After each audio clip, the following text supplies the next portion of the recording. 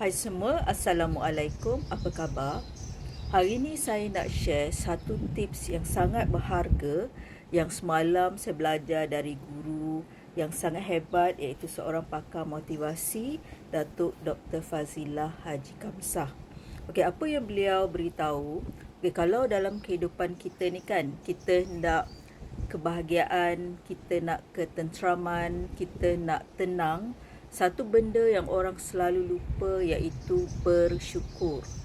Okay, so konsep bersyukur ni dia juga ada kaitan dengan what goes round comes round. Apa maksudnya?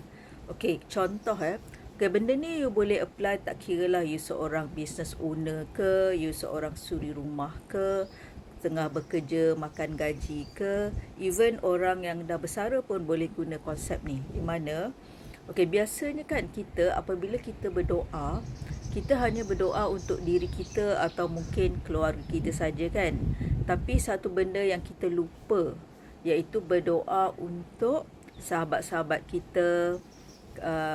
Even kalau business owner, mereka juga boleh berdoa. Maksudnya mendoakan kebaikan untuk pesaing-pesaing mereka juga. Maksudnya lagi ramai kita doakan orang, maka benda tu nanti akan berbalik kepada kita. Itu yang kita namakan what goes round comes round.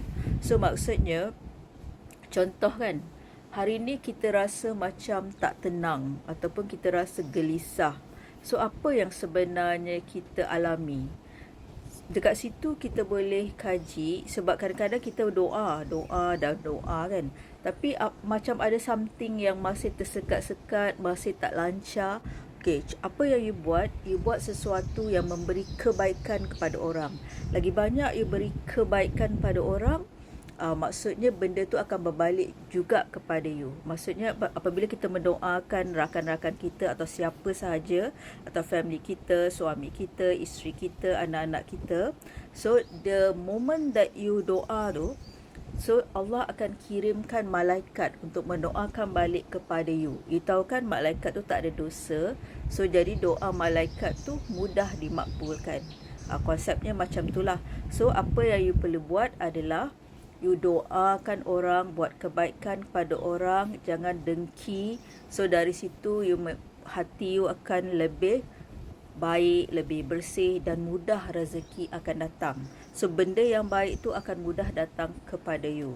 Saya harap perkongsian hari ini sedikit sebanyak dapat membuatkan you all feel happy hari ini, dan insya-Allah saya juga mendoakan semua yang menonton video ini juga akan bahagia. Kalau buat bisnes tu akan berjaya, mendapat keuntungan yang berlipat ganda, dikurniakan kesihatan yang baik, dan saya harap you all juga buat benda yang sama kepada orang lain.